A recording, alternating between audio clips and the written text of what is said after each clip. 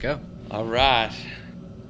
All right. It's Friday morning, and I'm here with Marco Reyes from Reyes Construction. Nice to see you, buddy. Nice to see you too, Tommy. How you Thanks doing? for coming in. Thanks for wanting to be on this podcast. And you are a young entrepreneur who's hustling and told me anytime I'm doing a podcast, you want to be part of it. So tell me why you want to be on this podcast. I just like to share, what grit, like, it's all about grit, how you got here, how people got here. And even once you're here and I'm here now, the grit don't stop. Grit don't stop. Grit don't stop. Let's talk about how long you've been in the game on your own. I've been in business, Reyes Construction, since September of 2020, so 3.5 years now. So you went into construction full-time on your own during the pandemic. Yes, sir. So what happened to get you to that point in time? Because So I didn't realize it. Prior to this, I was in the automotive dealership industry. I was a service manager, service writer, a lot of crazy stuff going on. And I didn't realize it, but I actually, believe it or not, was miserable. I hated my life, and I didn't know it. I would come home, didn't want to do anything. I thought I didn't take things home with me, but I did. And my wife, a couple times, I'm so grateful and thankful for my wife. She's, my rock. But she told me, hey, Marco, like something's got to give. And threw around a couple ideas with her and about opening businesses up, and came to the realization that I've always loved construction, renovations. I love making something from nothing or ugly and transforming it completely. And that's what we do every day now. awesome. And now you have a crew out there that's working every day. Yes, sir. Satisfying customers, making their homes better and nicer, And what is your forte in the world of remodeling and construction? We specialize in bathrooms and kitchens. Okay. Remodels, completely changing out the layout if you want. That's what we are really strong in. That's your bread and butter. Yep, that's my bread and butter. But we do everything from small jobs, nothing too small. We do painting, we do flooring. Right now we're finishing up a flooring job in Toms River, huge flooring job. How big is that flooring job? It's a 5,000 square foot home. So that's crazy. That's a big job. And it's a big job. 2 levels or multiple levels? So for now we're just doing the first level. Okay. But who knows? We always get called back to keep doing more and more and more, But that's the sign of a great contract. I mean, a lot of contractors, and you've heard me talk about this on the show, the customer service is not everybody's forte. Absolutely. And especially in the trades. I feel like in the trades, it has lacked. I think now that the market's a little bit tighter, guys will take it a little more seriously and take care of it to the next level. But I think that that's a huge part of it. And I think when you look at private equity buying up home service companies now, they're going to try to bring in that customer service vibe, because I think that that's one thing that in the world of trades hasn't been always there. But it sounds like from when I talk to people that has done work with you, and you're even talking to you about it, it sounds like that's something that's important to you. It's super important, because you can find anyone to do the work, and hopefully they're doing the work right. But to have that trust with them and just talking to them, being personable with them, it's hard to find. Yep. And that reassurance that God forbid something goes wrong or something's not, they had a little issue, that they can call you, get you back on the phone, yes, sir. Have you schedule a time to come back to their home to look at the issue and figure out what's going on. Yeah, and that's important. Yeah. Because everyone's going to get callbacks. It's how you're going to handle them. Yeah. That differentiates you from the rest.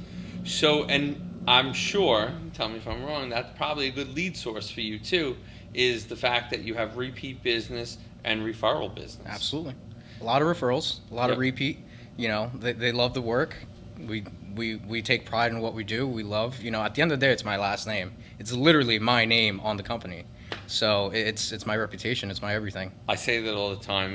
My company's name might say Wingman, but at the end of the day, you. it's Tom Mirabella. So, absolutely. I totally get it. I live on referrals. I live on repeat business. I live on that, and you have to do the right thing every day. And to me, it's about integrity. It's about who I am. I don't want to do a shoddy job for somebody. I want it to be perfect. And again, there's times where you got to look at it and say, all right, let's make a couple changes, let's make a couple tweaks. I'm sure that when you're in there and you're looking at the kitchen and you're like, this would just look better. It would flow better. It would be better. And you got to make those tweaks right on the. Absolutely. That's great. So give me a little background. How long you've been in New Jersey? I've been in New Jersey since I would say I was 12 years old. I'm 30 now, So 18 years. 18 years. So 30, you're almost getting out of the Young Entrepreneurs Club. Yeah. You know, you talk to Anthony Battle, he'll tell you it's 40, but he invited me to some networking event coming up, and it said 40. But I think it's younger than 40. I think it's younger. Sorry, Anthony. I think it's younger than 42, and I don't even fit into that category. So I'm in the over 40 club now, but I think it's probably 35. I would say is that cutoff. So you still got a couple of years in it. So you came to New Jersey as a 12-year-old, young 12-year-old. Before that, you were living where? Before that, I was living in New York. I was raised in Queens, Corona. Corona. Yeah, that's where I started seeing, the rough life. I came from a very poor family. Lived in a single bedroom, like tiny little studio. I used to eat with cockroaches and rats and stuff. I'm talking poor. So you've made a total transformation. So Yes. you understand grit to its finest. Yep. Yeah. So were you born here? Born in Mexico. Born in Mexico. Yes, sir. Came to Corona, lived in Yep. Corona till 12, and then to Tom's River. So it sounds like your family wanted a better life every step of the way. And they never give up. They still want a better life. That's awesome. I applaud you and your family on that, because again, when you come here and you come here for a better life. Your parents came here because they wanted a better life for you, and then they kept advancing. And I'm glad to see that you're taking the reins and keep the Yes, advancement sir. going. So now you're living in Forked River, and you run your business out of Bayville. So I have a shop. I have a second business. We'll get into that. G&R Cabinetry. Yep. So we have a cabinet. I have a cabinetry with a business partner. Our showroom is in Bayville, but I also have my Reyes Royalty Construction office set up there as well. Okay. So I don't have to work from home anymore. It's Okay. nice. It's nice having an office. I couldn't didn't agree. know it until I had one. You know what's funny is I've probably been in my office. I've probably been out of my house probably 8 or 9 years now, and I remember saying to my wife, like 10 years ago, we bought this house that was a lot larger, and I said to my wife, don't worry, I'm never going to have like office rent or a mortgage to pay at my office, because I work from home. And I said, I'm never gonna go back into working in an office. And I thought I had the world. I knew it all. So we buy this bigger home. We have all this room, and we have an office set up for myself, office set up for her, and then like a year later, I go, I'm gonna get an office. So we lived in the big home, and it worked out. But it was very funny, because towards the end, like before we sold it, I said, like, there's just so much room here. Like I didn't realize how much extra space we had, but it all worked out. So It's just a different vibe. Yeah, you're in the office, you're working, you don't have distractions. It's just different, and I get a lot done at the office, a lot more done, and make phone calls and work. And now, so tell me about this cabinetry company, because that's pretty new. Yes, it's very new. What made you go into it? What made you get a partner? Reyes Royalty, do you have a partner there, or is it just you? No, it's just me. Reyes Royalty Construction. The construction business is just me. My father works with me. My sister works with me. Oh, so you brought the whole family along? Yeah. So my sister's actually in the carpenters union. She's a union carpenter. Yeah. But when she gets laid off, I take her on. Yep. Keep her busy. And she lives local. She lives in Forked River as well. Perfect. All right. All in the family. That's it. I love it. I love family businesses, Yep. especially when they work out. Yeah, exactly. You haven't had to reprimand your dad or write him up yet, huh? No. Good. No. I go into people's homes and they see our chemistry, how my father and I work together, and they're just besides themselves. They're dumbfounded how well we work together. Yep. And it's just from years. I remember, being 12, 13 years old and going out painting with him. Yep. And he just taught me the ropes, and he just showed you the way. He led. That's he led great the way. that he showed you the way, and now you have him on the crew. Yep. And it's great to have somebody that you could trust on the crew, so Absolutely. that that if you're not there and you're here in the podcast studios, that the work's getting done right, and not having a lapse. That's great. It's a huge weight off your shoulders. Yeah. Because I couldn't imagine how these other companies have all that responsibility on somebody. Do you run more than one crew, or you run one crew? One crew. One crew. And how many guys are on the crew usually? Usually about 3 to 4. Okay. So I'm a small business. Yep. You know, it's okay. Do you have plans to put a second crew on in 24? I would like to, yeah. Yep. End game is retire Pops, you know, let him be the foreman, but not really. Just give him the title. Yep. You know, let him work still, and, you know, have him run the other crews, just kind of float around. Mm-hmm. And hopefully the crews care enough to keep my name, you know, going. I think you have to instill that, you know, that same value system that you and your dad have, and I'm sure your sister has when she's working with you guys. But, you know, I think it's training. I think it's instilling the values of integrity and wanting to do the right thing for the customer and make sure that the customer is serviced. I mean, it's like, you know, I said this on the when K-Chev was on the podcast. Shout out to K-Chev. I said, you know, when I hire people to do work at my house, you want to make sure that they're going to do the right thing, that treat it like it's their own house. Because again, if you're not, especially when you're not there and you have somebody working at your house, like, you want to trust them. Like, absolutely. And I think that that's the biggest thing that you can, you know, talk about when you're on a lead or when you're talking to a prospective customer, is that their home is going to be treated like it's your own home. Yeah, absolutely. So let's talk about the cabinets.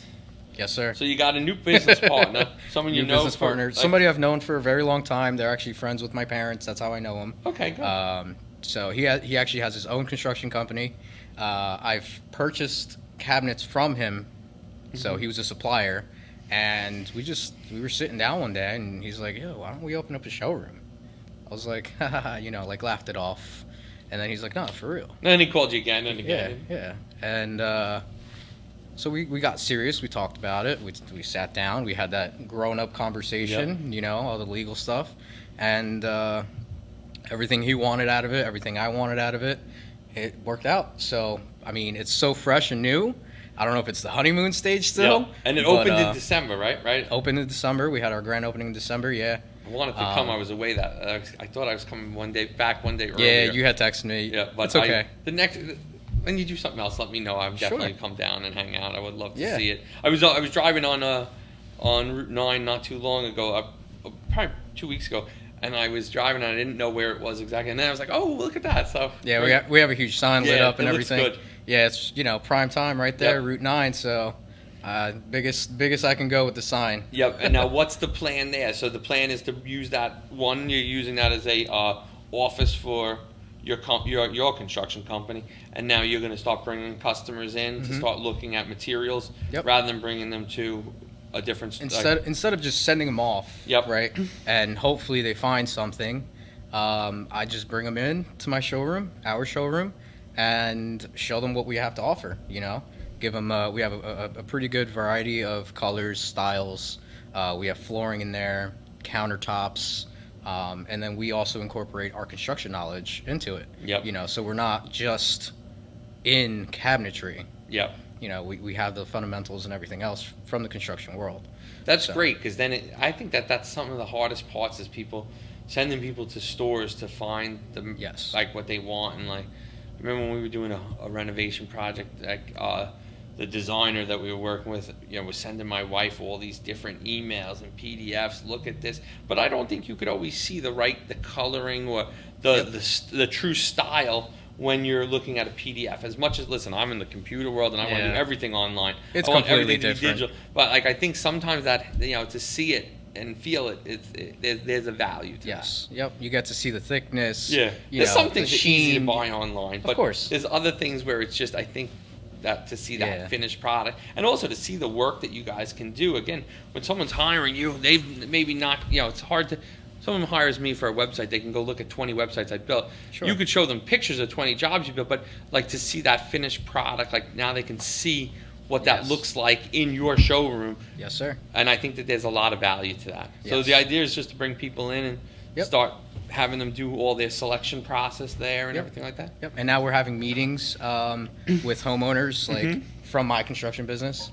I'll try and encourage them to come into my office. Yep. So it kind of like, you know, brings them into my showroom. They're like, wow, they think they got that wow factor. There's a wow factor, and I think that there's value because a lot of guys are working out of the back of their trucks, and like you're saying to them, look, I invest in myself, I invest in the business, I invite you down here. Yes. I think there's value for that. That's great. I agree. So you're there so you have a showroom now, and now your partner uses it for the same kind of thing. Same for his kind of company? thing. Yeah. No, you don't compete with customers. Like there's not. No, we help each other out, man. That's what this is all about, you know. Yeah. Sometimes he'll ask me, like, I'm bidding on this job. What do you think? You know, do I need anything else? And vice versa. I'll ask him. You know, hey, is there anything that you think or see that I'm missing? Yep, that's great to have somebody like that. Yeah. To just bounce ideas off of. Absolutely, it's important. Yeah. And a lot of people that are closed-minded and don't want that, they look at you as competition. I think it's a shame. You know, there's more than enough work out there. There's plenty for everyone. Like especially, you know, I say this all the time. Like there's like, you know, the economy has made some changes and some, you know, the housing market's a little bit different, but no one's got such a market share that like they should have lost big time on this one. It's really just kind of thinking about and making some strategic changes. But it's not so much that that there's no work out there. I agree. So I think that, but I think it's easy for someone to say, "Oh, it's the market, it's this or that." Like, yeah, it's a safe and easy way to get out of it. You know, and you don't look bad, and you know, you throw that party line out there, and it's like, all right, yeah, it is, yeah, the market. But like in your head, in your heart, you know, the work is still there. Yes. You drive around, you know, and there's work out there. So. So what is the plan for 2024 and what you plan to accomplish? Like what's on the goals list? 2024, I would like to build a second crew for my construction business. Yeah. Start getting that rolling and also grow G&R cabinetry. Mm-hmm. Right now it's by appointment only. We don't have a receptionist. We don't have anyone manning. I'm doing everything again, picking up phone calls, setting up appointments and all that. Really, you like the hustle, huh? The hustle likes me. You can't get away from the hustle. I can't get away from just it. Keeps coming can't get away from it. You know, entrepreneurs are. You know, I've had a lot of entrepreneurs on the show, and I work for a lot of entrepreneurs. Entrepreneurs, they're built differently. They're just not built the same. Like as much as the hustle's chasing you're chasing it right back. And yeah, I agree. You know, I agree. You're in that game. You like it. You like being in the thick of it. And I think it's different. Like you said at the beginning when you said you brought work home and you weren't happy and you brought some of this negative to the back of the house. Like when you own your own business, like there might be some tough days, but at the end of the day, it's yours. And things that you're working on to fix or things that need to be done better or process improvements you want to make, it's for your business. Yes. And, you know, again, in the family business, there's going to be a day that your son is going to come into this business and want to learn it, right? Yeah. And, you know, you're setting him up for success. So some of the trials and tribulations that you're going through today are for his benefit. Yeah, yeah. I mean, we don't have to wait too long because he already comes out to the job site sometimes. Really? Yeah, but he's very excited about it. He loves it, right? He grabs his plastic hammer. I'll be working in my garage and on my car in there. Yeah. He'll grab his screwdriver, go under there, and like try and like fix something. He loves it. He really does. But when I bring him to the job sites, 5-10 minutes tops, and then he's bored. Yeah. Because I'm actually working. I have to work, you know. So it's once your dad's the foreman, he can run him around, and he That's can what- be the that's- junior foreman then. Yes. Yep. Put him on the job, and he's only 5 or 10 minutes. We move on to the next job. Yeah, Let's go. Yeah, and if he wants to, you know. Yep. You know. That's great. But that's fun that he likes to take out the plastic screwdriver. Yeah. Yeah. He has his old plastic toolkit. It's awesome. I love it. So, but I mean, I think when you think about like that grit, you're investing in the greater good. When you're working for someone, you're working on to make their greater good better. But in this case, you're working it on for yourself, and you know, ultimately that you know, you're planting those seeds and making it better for the future. That's great. And the cabinetry company, you want to see that expand to become like a showroom where people just can walk in. Yep. That'd be great. Too. People could just walk in, you know, have people just walk in, hang out if they want. I want to have food for them, you know. Yep.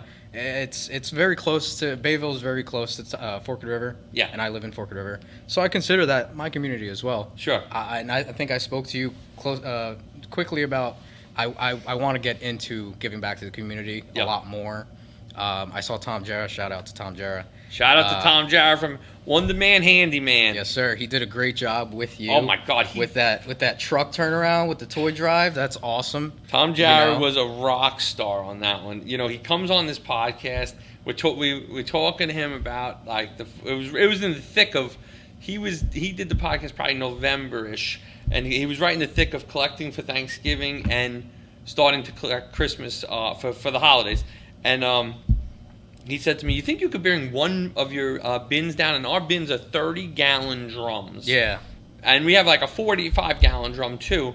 And I said, you know, it was 8 o'clock on a Sunday morning, and I was like, I'll just run down there. I went to my office and I grabbed 2 because I was like, it just seems dumb Just to in have case, one. right. And I said, I was driving by myself. I have a small SUV. I was like, just take 2.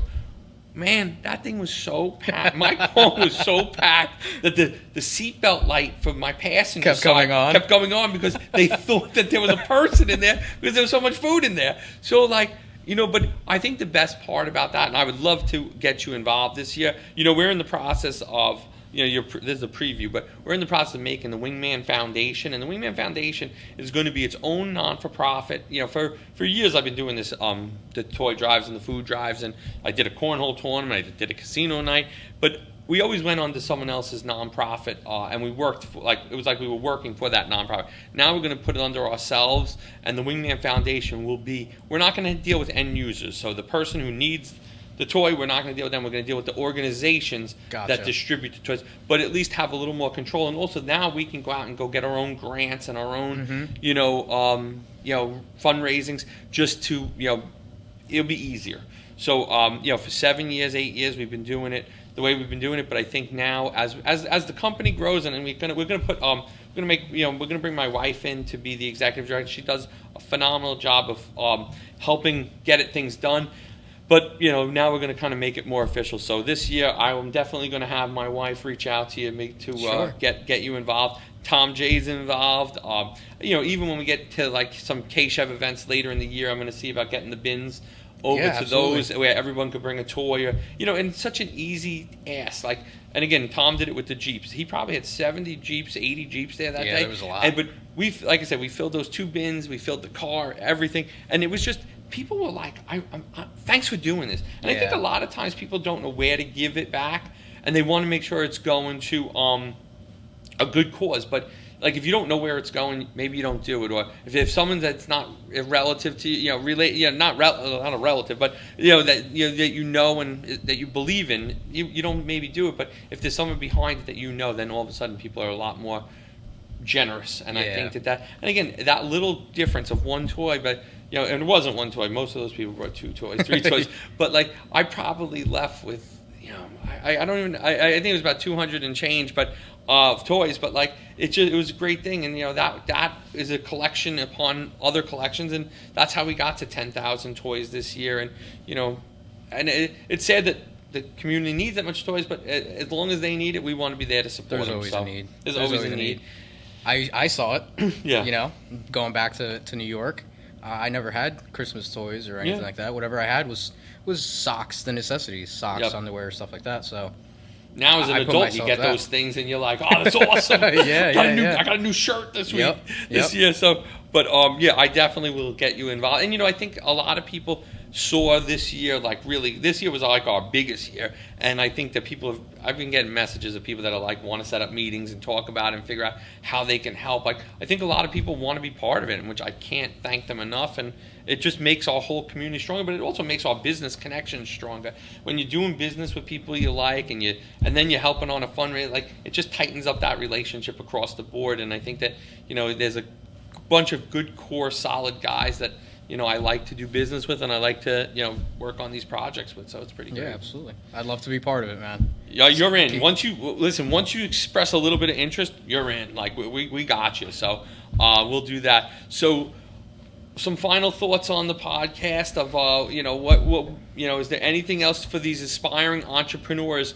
Again, you said it. You came from another country. You came to a place where you didn't live in the best of quarters, and it was a time of your life where you had to be tough. Like, you had to be mentally tough as a young kid to be living, like you did. But again, your parents probably saw it as a better place than when you were in Mexico. So Yeah. I applaud them for making the moves, and it sounds like they've made moves to keep getting better, and you want to keep getting better. And now you're growing your organization. But for this aspiring entrepreneur, what is what's your final thoughts on grit here? Just don't give up. Don't give up. Once that thought's in your mind, just go with it. Yeah.